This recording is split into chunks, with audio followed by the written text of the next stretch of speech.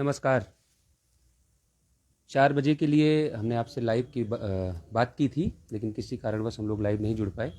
तो अभी हम लोग लाइव हैं और 8 बजे का कहा था, तो हम आपके बीच में लाइव हैं। बहुत सारे सवाल हैं और जिन पर चर्चा करना भी ज़रूरी है, और कुछ बातें ऐसी हैं जो साफ साफ आप लोगों के बीच में कह देना भी ज़रूरी था, इसलिए हम सभी लाइव जुड़े हैं। तो जो साथी हमारे जुड़ते जाएंगे, थोड़ा सा हम लोग वक्त लेंगे और आप लोग वीडियो को एक बार शेयर करेंगे, और सभी जो तमाम तरह की जो बातें हैं उन सभी से मुद्दों से जुड़े लोग इस वीडियो को शेयर करेंगे, क्योंकि हम लोग सभी मुद्दों पर बात करेंगे और क्या कर सकते हैं हम अपने लोगों के लिए, अपने लिए, आप सब के लिए, वो हम लोग उस पर चर्चा करेंगे। तो जो भी साथी जुड़ेंगे वो एक बार वीडियो को शेयर करते जाएंगे, जिससे हम लोग जो है अधिक से अधिक लोगों तक अपनी बात पहुंचा पाएँ और चर्चा में हमारे साथ अधिक से अधिक लोग जुड़ सकें, उनके सवाल भी लिए जा सकें। इसलिए सभी साथियों से निवेदन है कि आप वीडियो को शेयर करेंगे, और लोग जुड़ते जा रहे हैं तो बेहतर है कि ज़्यादा लेट ना करते हुए मुद्दे पे बात किया जाए। देखिए, सबसे पहले जो आज सबसे चर्चित मुद्दा है वो ये है कि 6800 की लिस्ट का क्या होगा। इस मुद्दे पर हम लोग बात करेंगे।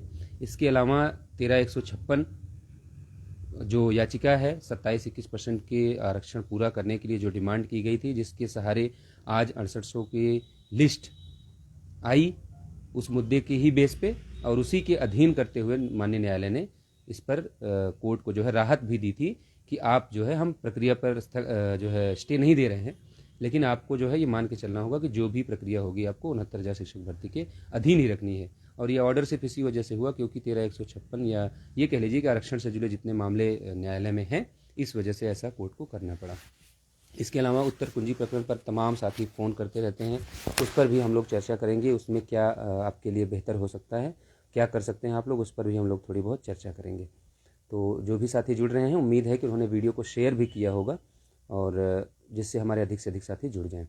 तो शुरू करते हैं हम लोग। सबसे पहले बात करनी है मुझे कि 13156, देखिए, आप किसके खाते में सहयोग कर रहे हैं, किसको पैसा दे रहे हैं, किसका खाता भर रहे हैं, उससे मुझे नहीं मतलब है।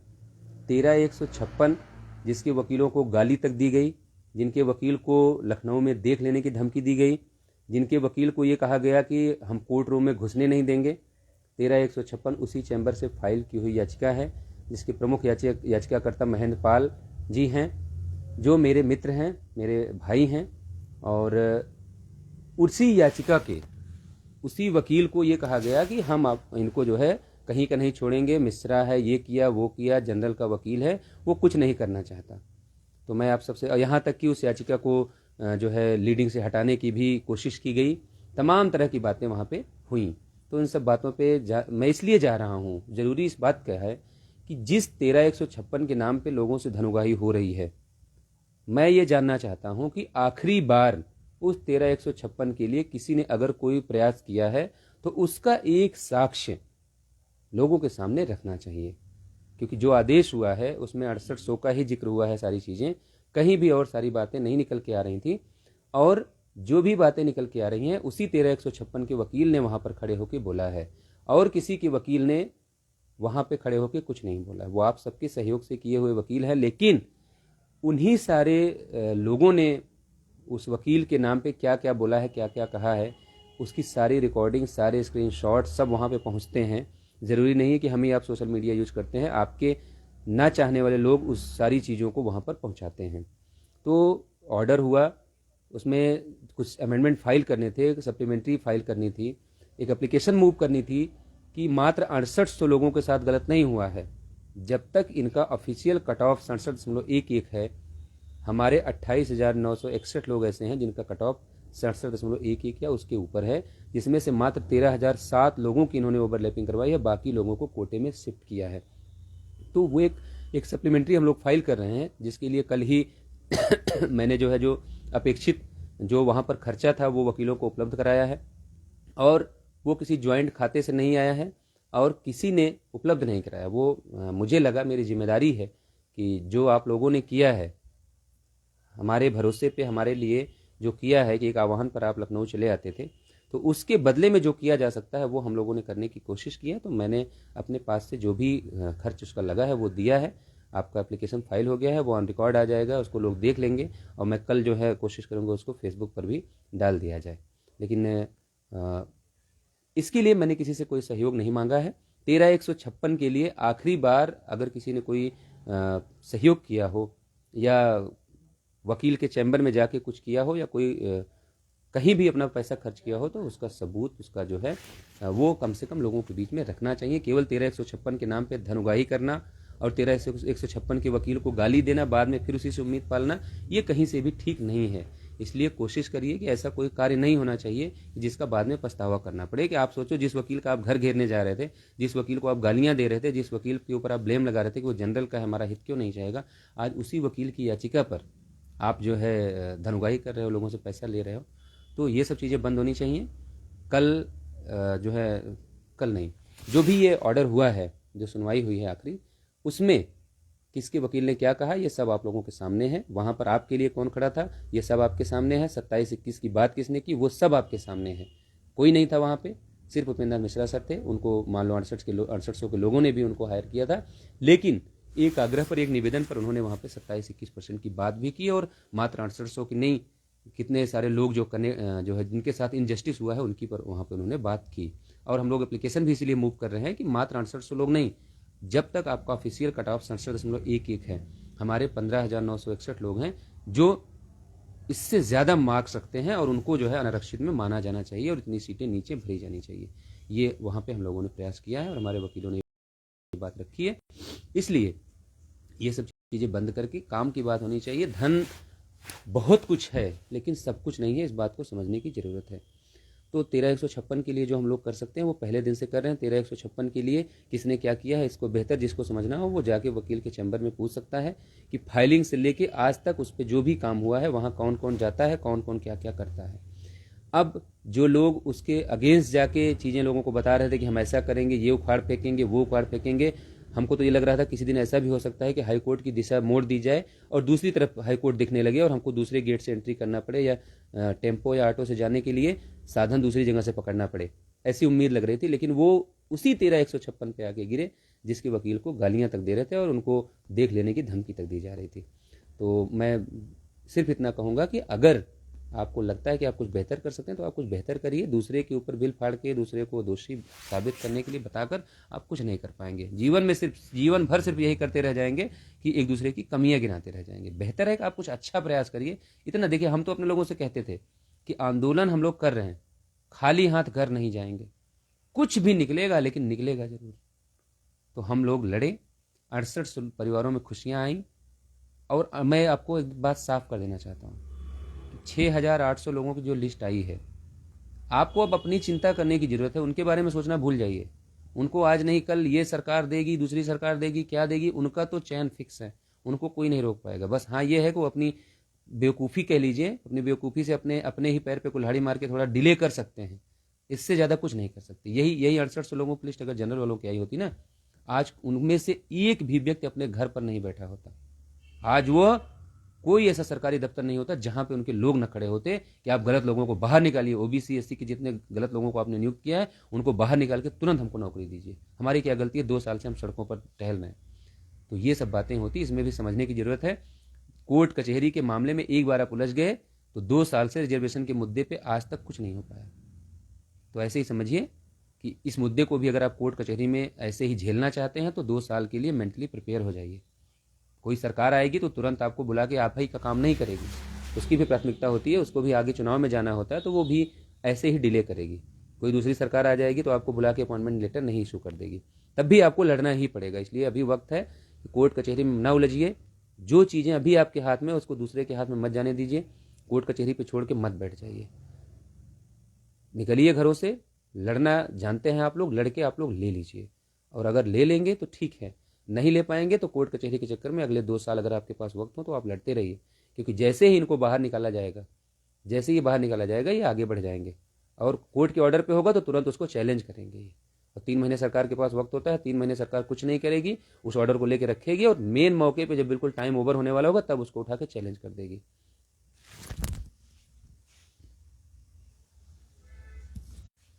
इसलिए आप सब इस बात को समझिए, इसकी गंभीरता को समझिए कि अगर नौकरी करना चाहते हैं तो सारी चीज़ों को एक किनारे रख के एकजुट होके उतरिए। कोई आचार संहिता नहीं है, आपका हक अधिकार छीना गया और आप आचार संहिता से डर रहे हैं। आप निकलिए, एकजुट होइए, फैसला करिए कहाँ खड़े होना है। मैं पैसों के लेन देन के मामले में खुद को बीच में नहीं रखना चाहता, इसलिए मैं इन सब चीज़ों से दूर था कि मुझे इन सब चीज़ों में नहीं समझ में आता। ऐसे मान के लिए मुझे समझ ही नहीं आता कि कैसे क्या करना है उसमें। पैसों का वो फला भी लें, पैसा फला भी लें, फला 10 टीमें बना के लड़ने का मुझे नहीं समझ में आता। इसलिए मैंने आरक्षण मुद्दे पे भी जब लड़ाई लड़ी तो जितने लोग अलग अलग लड़ रहे थे सबको एक साथ लेके लड़ाई लड़ी। अगर वो चीज़ें संभव हो तो वो भी कर लीजिए, लेकिन उससे ज़्यादा वक्त की मांग है कि सारे लोग एकजुट होके खड़े होके पहले आप लोग जो है प्रयास करिए कि 10 फरवरी के पहले पहले आप अपनी नौकरी के लिए प्रयास कर लीजिए। नहीं तो एक बार सरकार अगर चुनाव टाल गई, फिर ना आप कितने बड़े तुर्रम खां हैं, कितने बड़े आंदोलन करता हैं, कुछ भी नहीं कर पाएंगे। सरकार किसी एक की नहीं सुनेगी। और अब तो परिवार भी बंट गया है। अब तो जो लड़ने वाले लोग थे उसमें भी आधे इधर हो गए, आधे उधर हो गए। जिनकी मेहनत की वजह से आज आप उस लिस्ट को देखने के काबिल हुए हैं, उनको तक इग्नोर कर दिया, तो फिर आप कैसे उम्मीद करते हैं कि जो नई फौज आप तैयार करेंगे उसमें अच्छे अच्छे लोग निकल के आएंगे। तो जो अच्छे लोग थे आपको मिल गए थे 7 महीने के संघर्ष में, उन्हीं के सहारे आपको चलना है। उसमें से आप 27-21 के लिए लड़ लीजिए, 6800 लोगों के लिए लड़ लीजिए, उत्तर कुंजी पे लड़ लीजिए, लेकिन लड़ेंगे आप उन्हीं के भरोसे जिन्होंने 7 महीने यहाँ पे मेहनत की है। उसके अलावा अगर आपको लगता है कि कोई सूरमा निकल के बाहर से आएगा और आपको जीत दिला देगा, तो मुझे लगता है कि ये स्वप्न देखने से बेहतर है कि हम लोग अपनी ज़िंदगी में आगे बढ़ जाएं। इसलिए इस बात की गंभीरता को समझिए। चाहे वो 27-21 के लिए जो लड़ रहे हैं लोग, उनको इस बात को समझना पड़ेगा कि अगर वो अपने लोगों को सिर्फ ये बात बताएंगे। आप आज तो मुझे एक नई जानकारी मिली है कि भारती पटेल की जो याचिका है उसको अपने ही लोगों ने फाइल करवाया है। ठीक है, आपने फाइल करवाया, अच्छी बात है, आप अचयंतों का भला चाहते होते तो आप इस बात को वहां पे रखते कि जो पिटिशनर्स हैं उनके बारे में 2 शब्द बोलने वाला कोई वहां पर वकील खड़ा होता। आपने तो अपने आधे रास्ते बंद करने का आज कार्य किया है। जो भी आदेश आया है, लड़ाई जहां 27-21% बनाम एक्स्ट्रा सवर्ण की बात हो रही थी, एक्स्ट्रा जनरल की बात हो रही थी, आपने उसको 6800 बनाम 6800 बना दिया। कौन सुनेगा आपको वहां पे? कौन सुनेगा कि पिटिशनर्स की बात होगी, याची लाभ मिल जाए? कौन सुनेगा वहां पे? अब तो लोग इसी बात पे बहस करेंगे ना कि 6800 बाहर किए जाएं कि ना किए जाएं। पहले होता था कि 6800 बाहर ना करके जो पिटिशनर्स हैं उनको एकोमोडेट कर दिया जाए, उनको समायोजित कर दिया जाए। अब वहां पे बात होगी कि 6800 को ना बाहर करके ये जो नए 6800 उनको समायोजित कर दिया जाए। आपका क्या बचेगा? आप इस बात की गंभीरता को कौन समझेगा? सिर्फ खाता जारी करके अकाउंट भर लेना ही अगर लड़ाई है 27-21 की, तो आप समझिए कि आप अपनी मंजिल के दूसरे रास्ते दौड़ रहे हैं, जो रास्ता आपको इससे बहुत दूर लेके जा रहा है। आप सोच के देखिए कि अब 6800 बनाम 6800 की लड़ाई बना देने से नुकसान किसका है। सिर्फ इतनी बात जिस दिन आप समझ गए, आपको समझ में आ जाएगा कि आप किस रास्ते पर जा रहे हैं। अब तक बात यही होती थी ना कि 6800 लोग या जो भी अवैध हैं, 7149 जो हम लोग आंकड़ा निकालते थे कि 7149 अवैध लोगों को निकाला ना जाए, उसकी जगह जितने हमारे लड़ने वाले लोग हैं उनको समायोजित किया जाए, उनको रख लिया जाए। चाहे वो जिन रास्ते, चाहे वो आयोग में लड़ने वाले लोग हों, चाहे कोर्ट में हो, चाहे आंदोलन कर रहे लोग हों, उनको सरकार समायोजित करे, जैसे दिव्यांग वाले केस में सरकार ने किया था। इसी मुद्दे पे हमारी आपकी बात होती थी। लेकिन आप सोचो, अगर लड़ाई 6800 बनाम 6800 बनाई गई तो उसमें नुकसान किसका है? अब जब भी न्यायालय में कोई बात होगी, जब भी समायोजित करने की बात होगी, जब एकमोडेट करने की बात होगी, उनको ना निकालने की बात होगी, तो वहां आपकी बात कौन करेगा? कौन कहेगा कि पिटिशनर्स को रख लो? वहां पे बात तो यही होगी कि उन 6800 को ना निकाल के इन 6800 लोगों को हम रख दे रहे हैं मिलॉर्ड, आप अनुमति दे दीजिए। क्योंकि भर्ती प्रक्रिया तो सुप्रीम कोर्ट की जो है निर्देशों का, उनके आदेशों का अवहेलना हम नहीं कर सकते। हम कैसे करेंगे? हम भर्ती 69,000 से आगे नहीं ले जा सकते। तो जो भी सीटें खाली होंगी, जितनी भी जो है रिक्तियां रह गई होंगी, और विभाग ने लगाया है कि भर्ती पूरी हो गई है, लेकिन जितनी रिक्तियां वो तलाश पाएंगे, उनकी पहली और कोशिश आखिरी होगी कि किसी भी तरीके से ये 6800 की जो लिस्ट है इनको हम एडजस्ट करें। फिर आपके पिटिशनर रिलीफ की बात कौन करेगा वहां पे, और सरकार कहां से पद ले आएगी? इस बात को समझने की जरूरत है। 6800 लोगों के नाम पे किसी से ये कहना कि 6800 लोग भी हमारी शरण में आ जाएं, तो मैं आप सबको बताना चाहता हूं कि 6800 लोगों की लड़ाई आपने अपनी गलत नीतियों की वजह से, अपने गलत फैसलों की वजह से, या किसी जिद में आपने ऐसा कर लिया कि उन 6800 लोगों की चक्कर में आपने अपने रास्ते को बंद करने का काम किया है। जहां पहले चर्चा इस बात में न्यायालय में होती थी कि हम लोग इस बात के लिए एग्री होते थे कि जब भी न्यायालय में कोई बात होगी तो हम लोग यही कहेंगे कि आप उनके 6800 लोगों को मत निकालिए, उनके 7149 लोगों को मत निकालिए, आप हमारे जितने लोग कोर्ट में हैं उनको कंसीडर कर लीजिए। लेकिन आप सोच के देखो कि कि जो ऑर्डर आया है उसके बाद कौन वहाँ पे खड़ा होकर इसकी बात करेगा, और कौन कर पाएगा और कौन दिलवाएगा आपको याची राहत। और ये रास्ता अगर बंद हुआ है तो किसने बंद किया है। लोग कहते हैं कि हम लोग शुरू से याची लाभ के विरोधी रहे। आप किसी वकील के चैम्बर चले जाइए, सिर्फ सुनी सुनाई बातों पे मत करिए। मैं तो ये भी बता रहा हूँ कि जिनको जो झंडा बरदार बनते हैं कि जो वो लड़ रहे हैं, वो मेरे साथ गए हैं और अधिकारी के सामने बैठ के उन्होंने इस बात को कहा, लेकिन उसको एग्री नहीं कर पाए, सहमत नहीं कर पाए। उसकी एक वजह थी कि झुआ भर याची, भर भर के याची बनाए गए। तो वो रास्ता भी आप बंद करते चले जा रहे हैं। इसलिए आपको समझना पड़ेगा कि सरकार के पास अब सिर्फ एक रास्ता बचता है कि वो 6800 लोगों को बाहर करे, या जो भी आंकड़ा निकल के आए। हालांकि हमने जो एक एप्लीकेशन हम लोग मूव कर रहे हैं उसमें हमने लिख रखा है कि 67.11 कट ऑफ है, ऑफिशियल इन्होंने कोर्ट में दिया, इससे ये मुकर नहीं सकते। उसके अनुसार हमारे 15,961 अकेले ओबीसी के लोग हैं जिनका गुणांक इससे ज़्यादा है, तो उनको भी अनारक्षित मानते हुए आरक्षित वर्ग में जो सीटें 15,961 उनसे भर दी गई हैं, उनको अनारक्षित मानते हुए हमारी सीटें हमको वापस की जाएं। ये हम लोग एप्लीकेशन मूव कर रहे हैं। लेकिन आप भी जानते हैं कि ये सारी चीज़ें कोर्ट में कह रहे हैं, लेकिन सरकार जिस दिन अवैधों को बाहर कर देगी उस दिन ये सारी बातें धरी की धरी रह जाएंगी। फिर सिर्फ इतना होगा कि जितने लोग निकलेंगे उतने लोग सिस्टम में और आएंगे, और वो लोग कहाँ से आएंगे आप लोग बेहतर जानते हैं, वो इसी में से आएंगे जो नियमानुसार सही पाए जाएंगे। ये तब होता जब 6800 बनाम 6800 ना होता, फिर हम कोर्ट में ये कह सकते थे कि सिर्फ और सिर्फ जितने कोर्ट में हमारे लोग जुड़े हैं, जितने आयोग में थे, उन सभी को समायोजित कर दिया जाए, उनको डिस्टर्ब ना किया जाए। लेकिन क्या कहूँ मैं, इसको अपना दुर्भाग्य मानूं या आप लोगों का जो भी हो, कि जो लोग आपको एक विशेष फल का जो है वो लालच दिखाते थे, उन्हीं लोगों ने इस रास्ते को बंद करने का कार्य किया है। पिछली सुनवाई में कोई वहाँ एक पिटिशनर्स की बात करने वाला नहीं खड़ा हुआ जो पिटिशनर्स की बात करे। कोई 6800 बचा रहा था, कोई 6800 के खिलाफ खड़ा था। सिर्फ 13,156 का वकील था जिन्होंने इस बात का जिक्र किया वहाँ पे कि सिर्फ 6,800 लोग नहीं हैं, 15,961 अकेले ओबीसी के ऐसे लोग हैं जिनका गुणांक अनारक्षित वर्ग से ज़्यादा है। बाकी के वकील कहाँ थे ये मुझे नहीं पता, ना बताने की ज़रूरत है, ऑर्डर आपके सामने, आप उसको पढ़ सकते हैं। इसलिए कोशिश ये करिए कि इन सब मुद्दों से निपटने का एक रास्ता है कि न्यायालय के चक्कर में अगर आप सोच रहे हैं कि बहुत जल्दी हो जाएगा, तो जस्टिस राजन राय जैसा हर जज वहाँ पे नहीं बैठा है।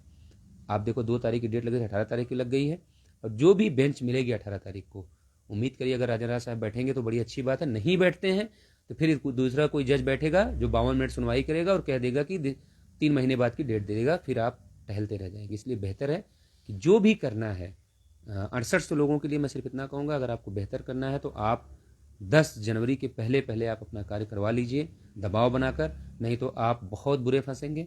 दूसरी बात, मैं जो आरक्षण के मुद्दे पे जो हमारे साथी लड़ रहे हैं उनसे मुझे सिर्फ इतना सा कहना है कि सिर्फ खाता मत भरिए, इस पर भी ध्यान दिया करिए कि 13,156 का नाम लेके खाता तो भर रहे हैं, लेकिन 13,156 के लिए जो उसकी जो भी ज़रूरतें होती हैं, जो वकीलों को खर्च देना पड़ता है, जो सारी चीज़ें करनी पड़ती हैं, जो प्रोसेस है, जो प्रोसीडिंग्स हैं, जो आगे बढ़ानी होती है, कोर्ट की एक निर्णय के बाद जो चीज़ें दोबारा फाइल करनी होती हैं, उसके लिए भी धन खर्च होता है, उसके लिए वकीलों से संपर्क करना पड़ता है, और उसके वकील को गाली दे के आप उसी से उम्मीद पालेंगे तो ये आपके लिए नहीं, आपका तो खाता भर जाएगा, लेकिन जिनको आप उम्मीदें दिखा रहे हैं, जिनको आप सपने दिखा रहे हैं, उनके पैर काटने का कार्य आप सभी कर रहे हैं, तो उस पर भी छोड़िए। और एक तीसरा जरूरी मुद्दा, उस पर भी थोड़ी सी बात रखनी जरूरी है। उत्तर कुंजी प्रकरण पे मेरे पास कई लोगों के फ़ोन आए, बहुत सारे लोग परेशान थे कि उनको क्या करना चाहिए। देखिए, उत्तर कुंजी प्रकरण में जब हम लोग आरक्षण का मुद्दा लड़ रहे थे, तो हम लोग जब अधिकारियों से मिलने जाते थे तो अधिकारियों का ये साफ कहना होता था कि देखिए, सीटें तो हमारे पास जो हैं, हम बहुत ज़्यादा उसको आरक्षण के मुद्दे पर इसलिए नहीं देना चाहते क्योंकि उत्तर कुंजी प्रकरण में हमारा मामला फंसा हुआ है।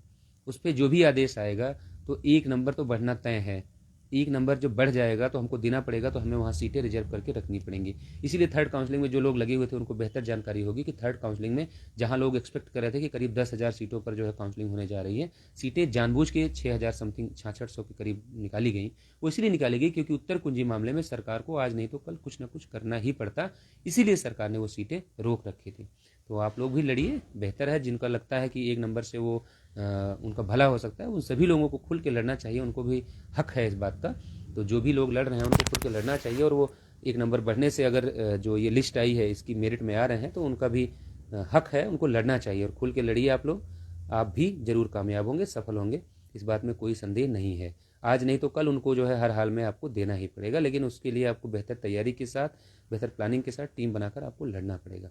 आपका हक है वो, और कोर्ट ने जो है आपको जो लाभ दिया और जिस कंडीशन का लाभ दिया है, कंडीशनल कर दिया है कि 25-60 के पहले के लोगों को अपॉइंटमेंट दिया जाए, तो उसमें आप जरूर सफल होंगे, क्योंकि और वो ऑर्डर कहीं भी जाएगा ना, वो मॉडिफाई होगा ना वो चेंज होगा, क्योंकि इलाहाबाद हाईकोर्ट का जो भी ऑर्डर जाता है तो सुप्रीम कोर्ट पहले उस ऑर्डर को पढ़ता है कि इसमें कुछ कमी है कि नहीं है, तभी आगे वो सुनवाई करता है, नहीं तो उसी ऑर्डर को एज इट लागू करवाने के लिए बोल देता है। तो आपको उसमें बहुत ज़्यादा कुछ करने की ज़रूरत नहीं है, इंतज़ार करिए। अगर कंटेम्प्ट का जो है अगर ऑर्डर का टाइम हो जाए पूरा, तो आप कंटेम्प्ट फाइल करिए और लड़िए। आप लोग जो है उसमें बेहतर ऑप्शंस हैं आपके लिए और आप लोग ज़रूर कामयाब होंगे। तो तीनों मुद्दों पर सिर्फ यही कहना है कि आप लोग अगर सिर्फ इसको मान के चलेंगे कि किसी एक दूसरे के ऊपर गलती थोप के उसके ऊपर आरोप लगा के अगर कुछ कर पाएंगे, तो ये करना होता तो 2 साल में सब लोग अभी जो है सरकारी नौकरी में होते। तो आप तीनों जो समूह हैं उनसे मुझे सिर्फ इतना कहना है कि वक्त है, आप लोग जो है बेहतर तैयारी के साथ, बेहतर प्लानिंग के साथ कुछ कर लीजिए। बाकी न्यायालय के चक्कर में, कोर्ट कचहरी के चक्कर में आप ही नहीं हैं, देश में कितने मुकदमे हैं। एक बार इस वीडियो को कट होने के बाद गूगल पे सर्च करके देखिएगा कि भारतीय न्यायपालिका में कितने मामले पेंडिंग हैं। अगर आप उनकी गंभीरता देखते हैं, पता चलेगा कि 16-16, 17-17 साल पुराने मुकदमे अभी भी पेंडिंग में हैं। इतनी पेंडेंसी है कि कोर्ट जो है चाहकर भी निस्तारित नहीं कर पा रही है। तो हमारे आपके लिए कोई केस जीने और मरने का प्रश्न हो सकता है, लेकिन न्यायालय की नज़र में वो केस जैसे 1 नंबर वाला केस है, वैसे 2 नंबर वाला है, वैसे ही 20वें नंबर का केस है। तो कोई स्पेशल प्रायोरिटी वहाँ पे नहीं मिलती है। स्पेशल प्रायोरिटी के लिए भी आपको बहुत प्रयास करना पड़ेगा कि स्पेशल मान के कोर्ट उसको जो है निस्तारित कर दे। तो इन सब मामलों में आप लोग जो है सावधानी बरतेंगे, और मुझे पूरी उम्मीद है कि कम से कम वो सभी लोग जो अभी तक, जब एक भी पद नहीं मिलना था तो लोग कहते थे कि एक भी पद नहीं मिलेगा, आज 6800 लोगों को मिला है। वो सब जितने मेहनत करने वाले लोग थे उनकी वजह से मिली है। उन परिवारों में भी अगर आप खुशियां देखना चाहते हैं तो एक दूसरे की टांग खींचना बंद करिए, एक साथ मिल बैठ के कोई प्रयास करना हो कर लीजिए। 10 जनवरी के पहले अगर आप कुछ करवा पाए तो ठीक है, और 10 फरवरी के पहले अगर आप कुछ करवा पाए तो ठीक है, नहीं तो आपकी भी दशा वही होगी जैसे रिजर्वेशन के मुद्दे पर हम लोग 2 साल से लड़ रहे थे, लड़ते रहे हैं और अभी भी लड़ रहे हैं। तो उसी कैटेगरी में आप भी आ जाएंगे, इसमें कोई दो राय नहीं है। बस मैं इतना कहूँगा कि आप सौभाग्यशाली हैं, इस मामले में आप लकी हैं कि आपकी लिस्ट आ गई है। तो आज नहीं तो कल आपको अपॉइंटमेंट मिलनी ही मिलनी है, लेकिन कब मिलनी है ये आप लोगों को तय करना है। जल्दी चाहते हैं तो उसके लिए 10 फरवरी डेडलाइन है, उसके पहले आप अपना कार्य करवा लीजिए। और अगर आपके पास बहुत पर्याप्त वक्त है तो आप अगले 2 साल के लिए भी अपनी मनोस्थिति ठीक कर लीजिए कि 2 साल आप लड़ने जा रहे हैं। तो ये बातें हैं। और बाकी 13-156 के लिए मैं सिर्फ इतना कहूँगा, और आरक्षण मुद्दे पे सिर्फ मैं इतना कहूँगा, 27-21 के लिए लड़ने वाले लोगों के लिए मैं सिर्फ इतना कहूँगा कि देखिए, आपकी ये जिम्मेदारी है। सिर्फ पैसा इकट्ठा कर लेना, वकील के चैम्बर से फ़ोटो खिंचवा लेना ही काम नहीं होता है। हम लोग भी वकीलों से मिलने जाते हैं, कल ही हम लोग गए थे, लेकिन हम लोगों ने फ़ोटो नहीं शेयर की। एप्लीकेशन जो हमें मूव करनी है वो हम कर चुके हैं, और उसमें हमने इस बात का जिक्र किया है कि मात्र 6800 लोग नहीं, अगर अनारक्षित का कट ऑफ जो ऑफिशियली सरकार ने कोर्ट में दिया है कि 67.11 है, तो उसके बाद हमारे 15,961 लोग हैं जिनका कट ऑफ 67.11 है, उससे अधिक है। तो इन सभी को आरक्षित मानते हुए जो बची हुई सीटें हैं वो आरक्षित वर्ग के लोगों से भरी जाएं। तो ये इस एप्लीकेशन हम लोग मूव कर रहे हैं। तो आपसे भी निवेदन है कि देखिए, मेरी भी सीमाएं हैं, मेरे पास भी इतने पैसे नहीं होते हैं कि हर बार जो है मैं वकीलों से जाऊं और बिना किसी से सहयोग लिए मैं कुछ कर पाऊं। तो मेरी लिमिटेशन मुझे उम्मीद है कि आप लोग समझेंगे। आप लोग जिनको सहयोग कर रहे हैं उनसे कहेंगे कि कम से कम इस बात का ध्यान रखें कि जहां भी कोई ऑर्डर आता है तो उस ऑर्डर को लेके फेसबुक पर चस्पा कर देने भर का काम ही नहीं होता है। उसके बाद कुछ अदालती कार्रवाई होती हैं जो वकीलों को आपके करना पड़ता है। उसके लिए जो धन की ज़रूरत होती है वो आप लोग उपलब्ध कराएं और उसको भी देखें।